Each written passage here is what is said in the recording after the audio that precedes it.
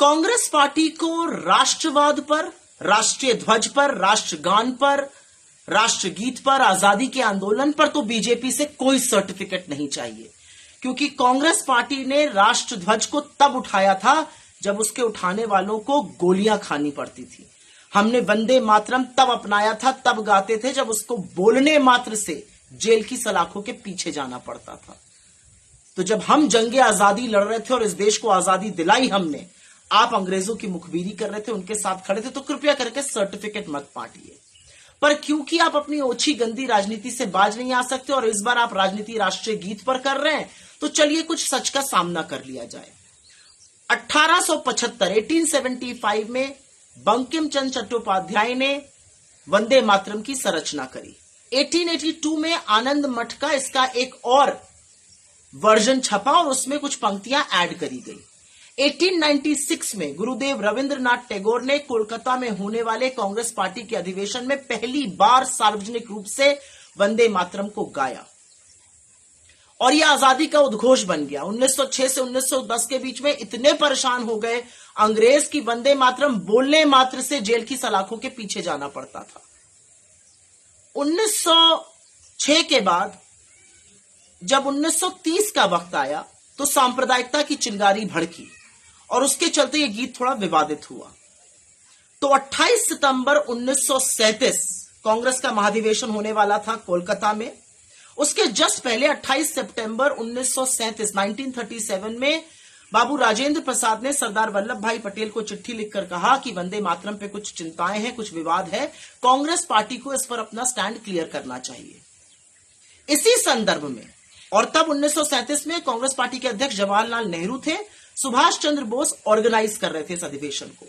सुभाष चंद्र बोस नेताजी ने गुरुदेव रविंद्रनाथ टैगोर को 16 अक्टूबर 1937 को चिट्ठी लिखी और बोला कि हमें सलाह दीजिए कि हमें क्या अडॉप्ट करना चाहिए, हमें क्या करना चाहिए वंदे मातरम पर।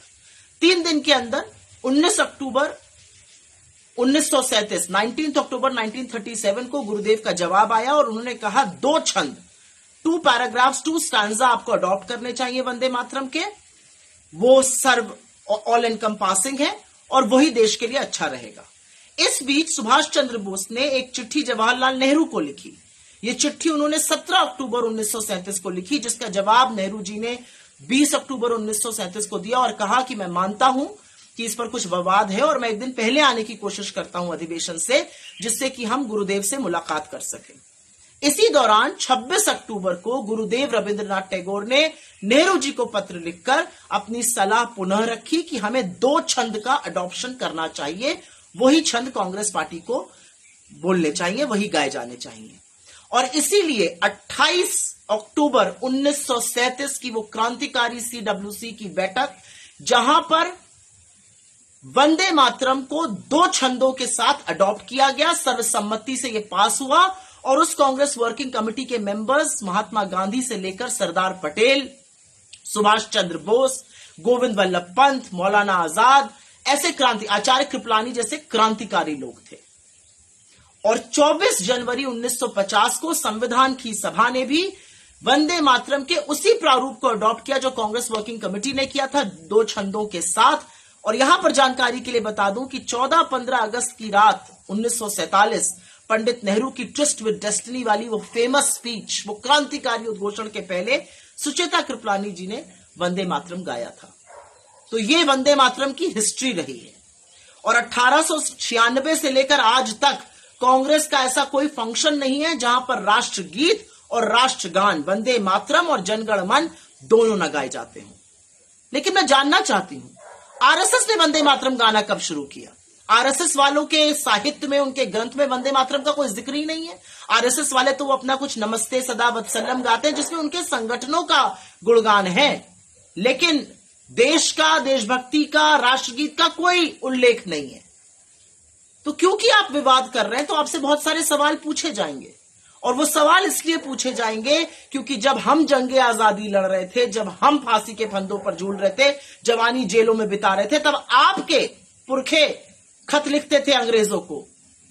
जब हम फांसी के फंदे चूम रहे थे तो आप योर्स ओबीडिएंट सर्वेंट लिखते थे। तो आपसे सवाल पूछे जाएंगे। आरएसएस ने आजादी के पहले कितनी बार वंदे मातरम गाया? आरएसएस ने कितने साल तक राष्ट्रीय ध्वज का बहिष्कार किया?